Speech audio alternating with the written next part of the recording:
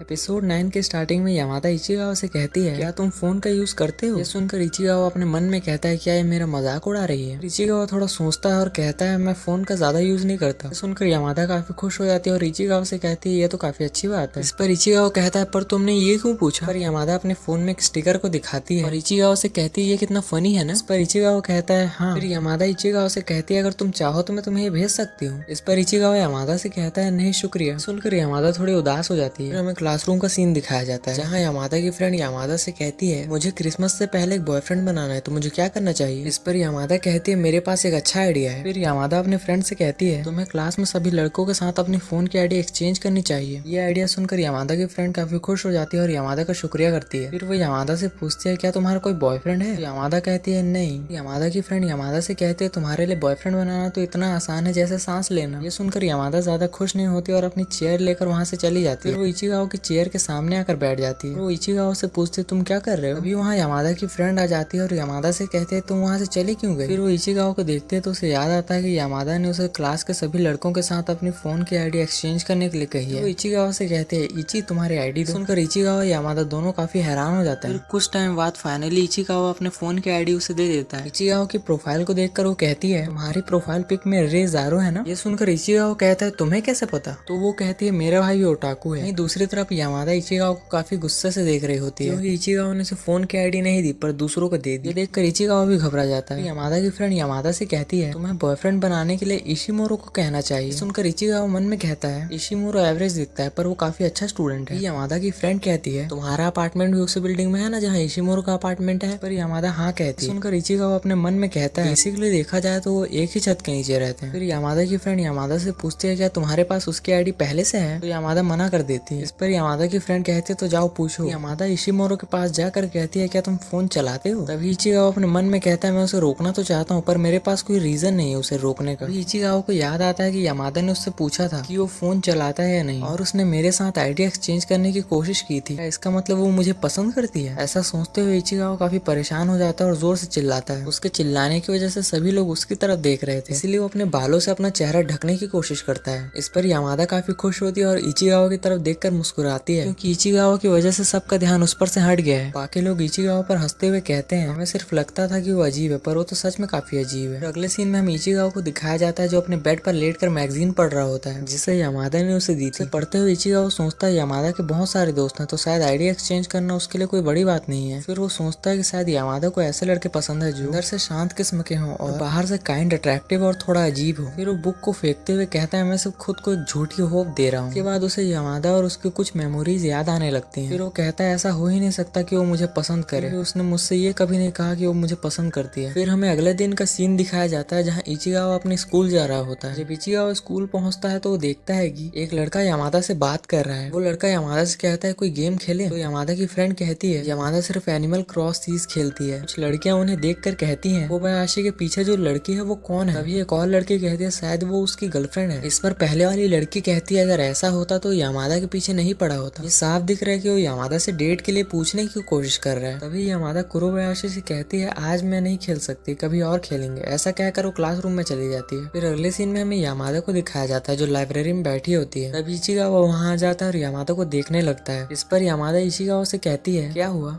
तो इचिगाओ कहता है, कुछ भी नहीं। तभी यामादा इचिगाओ से कहती है, क्या तुम वीडियो गेम खेलते हो? इस पर इचिगाओ कहता है, वीडियो गेम मतलब स्मिच के जैसा। तभी इचिगाओ को अपने पास्ट की मेमोरीज याद आने लगती हैं। इचिगाओ अपने दोस्तों से कहता था, मेरे पास एक नया स्मिच गेम है जो स्मिच डेमो और यामो से भी काफी अच्छा है। दरअसल डेमो और यामो एक गेम का नाम होता है। ये सुनकर इचिगाओ के दोस्त उसका काफी मजाक उड़ाया करते थे। ये सोचकर इचिगाओ काफी एम्बैरेस हो जाता है और खुद से कहता है, मैं इन सबको भूल क्यों नहीं सकता? इचिगाओ को ऐसे देखकर यामादा कहती है, क्या तुम ठीक हो? तो इचिगाओ कहता है, हाँ मैं ठीक हूँ। तभी कुछ लड़कियां वहाँ पर बात करते हुए आती है। यामादा को देखकर काफी एक्साइटेड हो जाती है। वो यामादा के पास आ जाती है। उन्हें पास आता देख इचिगाओ अपने मन में कहता है, अगर इन्होंने मुझे यामादा के साथ देख लिया तो ये यामादा का मजाक उड़ाएंगे। इसलिए वहाँ से उठकर बुक शेल्फ के पास आ जाता है। फिर वो लड़कियां यामादा के पास आकर उसकी तारीफ करने लगती हैं और उससे कहती है, आप कितनी क्यूट हो। सुनकर यामादा काफी खुश हो जाती है और उनका शुक्रिया करती है। वो लड़कियां यामादा से कहती है, आप इतनी क्यूट हो तो आपका कोई ना कोई बॉयफ्रेंड तो जरूर होगा। ये सुनकर यामादा कहती है, नहीं मेरा कोई बॉयफ्रेंड नहीं है। फिर वो लड़कियां नहीं मानती और यामादा से बार बार यही सवाल पूछकर उसे परेशान करती है। यामादा काफी परेशान हो जाते हैं तो टेबल पर जोर से हाथ रखती है और उनसे कहती है कि मेरा कोई बॉयफ्रेंड नहीं है। फिर वो इचिगाओ की तरफ देखकर कहती है तुम्हें तो पता है ना मेरा कोई बॉयफ्रेंड नहीं है। इचिगाओ कहता है हाँ इसका कोई बॉयफ्रेंड नहीं है। तो लड़कियां यामादा से माफी मांगकर वहां से चली जाती हैं। लड़कियों के जाने के बाद यामादा इचिगाओ के पास जाकर कहती है कि जब लोग हमारे आसपास होते हैं तो तुम मेरे साथ क्यों नहीं रहते हो। यामादा के ज्यादा पास आ जाने के कारण इचिगाओ की हालत खराब हो जाती है और वो कुछ भी नहीं कह पाता। अभी इचिगाओ देखता है कि हारू और एक लड़के उनकी तरफ आ रहे हैं, पर इचिगाओ कुछ कर नहीं पाता। और हारू और वो लड़की और यामादा को ऐसे देखकर कुछ भी नहीं कहते और वहां से चले जाते हैं। फिर यामादा को रियलाइज होता है कि वो इचिगाओ के कुछ ज्यादा ही क्लोज आ गई है, इसलिए वो इचिगाओ से दूर हटती है और उससे माफी मांगती है। फिर यामादा वहां से बाहर चली जाती है। तब इचिगाओ अपने मन में कहता है ये अभी मेरे साथ क्या हुआ। फिर अगले सीन में इचिगाओ हॉल में चलते हुए कहता है अगर मैं यामादा के साथ रहूंगा तो लोग उसका गलत मतलब समझेंगे। अगले सीन में इचिगाओ रोमांटिक नोवेल को पढ़ रहा होता है जिसे यामादा ने उसे दी थी। नोवेल को पढ़ते हुए इचिगाओ अपने मन में कहता है यामादा के मेरे साथ रहने का सिर्फ एक ही रीजन है, शायद वो मेरा यूज कर रही है, क्योंकि हारू उसे पहले परेशान करता था तो उसने हारू से पीछा छुड़ाने के लिए मेरा यूज किया होगा। इचिगाओ को यामादा के साथ उसकी कुछ मेमोरीज याद आने लगती हैं। मेमोरीज को याद करते हुए इचिगाओ कहता है शायद वो मुझे हमेशा से ही यूज करती थी। इचिगाओ उस नोवेल को फेंक कर कहता है मैं अब सब समझ गया हूँ। फिर हमें अगले दिन का सीन दिखाया जाता है जहाँ इचिगाओ अपने क्लास में बैठकर रोमांटिक नोवेल की जगह मर्डर नोवेल पढ़ रहा होता है। तभी वहाँ यामादा आती है। यामादा को देखकर उसकी फ्रेंड उसे गुड मॉर्निंग करते हैं और यामादा भी अपने फ्रेंड्स को गुड मॉर्निंग करती है। फिर यामादा इचिगाओ को देखती है, इसके बाद वो इचिगाओ को गुड मॉर्निंग करती है पर इचिगाओ उसे इग्नोर कर देता है और अपनी मर्डर नोवेल पढ़ने लगता है। फिर हमें शाम का सीन दिखाया जाता है। इचिगाओ अब भी यामादा को इग्नोर ही कर रहा होता है। इचिगाओ अपना बैग लेकर घर जाने के लिए क्लासरूम से निकल जाता है। उसे क्लासरूम से जाता हुआ देख यामादा भी उसका पीछा करने लगती है। इचिगाओ नोटिस कर लेता है कि यामादा उसका पीछा कर रही है, इसलिए इचिगाओ बहुत तेजी से भागने लगता है। यामादा भी उसके पीछे काफी तेजी से भागने लगती है। फिर यामादा इचिगाओ का हाथ पकड़ के उसे कोने में ले आती है और इससे इचिगाओ की हालत काफी ज्यादा खराब हो जाती है। फिर यामादा इचिगाओ से कहते हैं तुम मुझे परेशान क्यों कर रहे हो, क्या तुम मुझसे नाराज। इस पर इचिगाओ सर नीचे कर लेता है और कुछ भी नहीं कहता। फिर यामादा को रियलाइज होता है कि तो इचिगाओ की कुछ ज्यादा ही पास आ गई है, तो यामादा इचिगाओ से दूर होकर उससे माफी मांगने लगती है। इस पर इचिगाओ कहता है कोई बात नहीं और ऐसा कहकर वो जाने लगता है। तभी यामादा रोते हुए कहती है मुझे प्लीज माफ कर दो। इचिगाओ ये सुनकर रुक जाता है और अपने मन में कहता है क्या इसने मुझसे सच में प्लीज कहा, तो शायद जो मैं इसके बारे में सोच रहा था वो गलत था। जब इचिगाओ यामादा की तरफ पीछे मुड़ता है तो वो देखता है कि यामादा टिश्यू से अपने आंसू पोंछ रही है। ये देखकर वो अपने मन में कहता है पहले से जानता था यामादा वैसी लड़की नहीं है, सिर्फ एक रीजन चाहिए था जिसकी वजह से मैं उसे हेट कर पाऊँ। फिर इचिगाओ यामादा से कहता है मुझे माफ कर देना। ये सुनकर यामादा उसे गले लगा लेती है। यामादा के गले लगाने की वजह से इचिगाओ कुछ भी नहीं बोल पाता, इसलिए यामादा उससे दूर होते हुए उससे माफी मांगने लगती है और इचिगाओ उसका हाथ पकड़ लेता है। तो यामादा इचिगाओ से कहती है अगर तुम चाहो तो मुझे गले लगा सकते हो क्योंकि तुम मुझे पसंद करते हो। ये सुनकर इचिगाओ कहता है मैंने तुमसे ये कब कहा। यामादा कहती है अपना मुंह बंद रखो। उसके बाद यामादा इचिगाओ को गले लगा लेती है। फिर यामादा इचिगाओ से कहती है चलो साथ में घर चलते हैं, तो इचिगाओ भी मान जाता है। फिर वो दोनों साथ में घर जाने लगते हैं। यामादा इचिगाओ से कहती है ये वो जगह है जहाँ से हमारे रास्ते अलग होते हैं। ये सुनकर इचिगाओ जाने लगता है तो यामादा उसकी साइकिल को पीछे से पकड़ लेती है। इस पर इचिगाओ कहता है अब तुम्हें क्या हुआ। तो यामादा कहती है चलो ना कुछ बात करते हैं। इस पर इचिगाओ कहता है किस टॉपिक पे बात करेंगे। तो यामादा सोचने लगती है। फिर यामादा इचिगाओ से कहती है चलो हम दोनों एक दूसरे की फोन के आईडी एक्सचेंज करते हैं। आईडी एक्सचेंज करने के बाद फिर इचिगाओ अपने बैग से वही रोमांटिक नोवेल निकाल कर यामादा को देता है जो यामादा ने उसे दी थी। उसे देखकर यामादा काफी खुश हो जाती है। फिर हमें 24 दिसंबर का सीन दिखाया जाता है जहाँ यामादा और इचिगाओ एक दूसरे को फोन में चैट कर रहे होते हैं। तो यामादा इचिगाओ को मैसेज करती है कल क्या तुम मेरे साथ घूमने चलोगे। पर इचिगाओ कहता है ठीक है। यामादा काफी खुश हो जाती है। फिर यामादा उसे गुड नाइट लिखती है और सो जाती है। और इसी के साथ होता है हमारा ये एपिसोड एंड। अगर आपको वीडियो पसंद आए तो लाइक करें, चैनल पर नए हो तो सब्सक्राइब करें। मैं मिलता हूँ आपसे किसी और वीडियो में, तब तक के लिए पीस आउट।